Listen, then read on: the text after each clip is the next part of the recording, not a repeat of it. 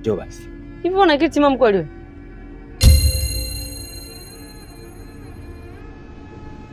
Zipo humu. Sasa shida nini kwani? Hivi shida uioni? Shida wewe uioni? Yaani wewe hunaga guest wewe mwanaume. Ili sio ndo, yaani au ndo utamu wako unakuaga hapa. Eti. Maana wewe haujui guest ya 500. Hujui guest ya buku wewe mwanaume. Kila siku kwenye vichaka kama kuku. Au unanichukulia popo, unachukulia bei rahisi eh?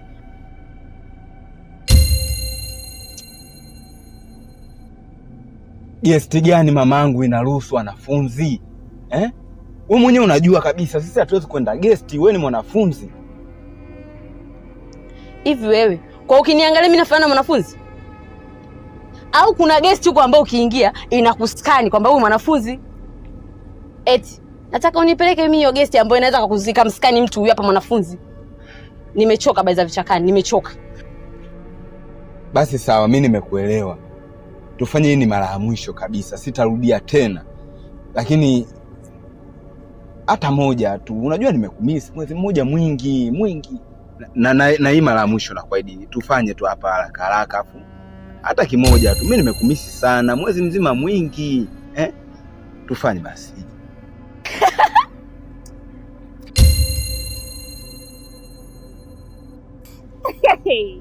Wazazi wazee na walezi wale.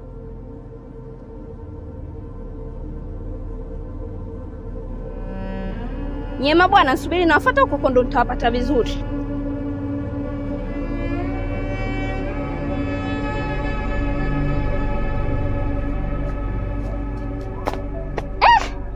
We bwana we, ulivyo una hata kujisikia vibaya. Kwa hiyo ndo geto lako. Alafu nilifikiri ni mimi tu, kumbe mpaka wewe. Kwa hiyo msiti nilivyokupa na kupa stori za bwana wangu nini huko kono uje ujaribu mwamba. Airam, koma. We, koma. Mwasiti kuanzia leo mimi na wewe urafiki ufe. Usinijue, nisikujue. Ukitoka hapa usijitoka nito. Na kwa chumba cha mtia na kusubiri kwa nini naomba majibu wewe. Na wewe mtu mzima ovyo mwanaweza ule zinyo chini ya mgazi.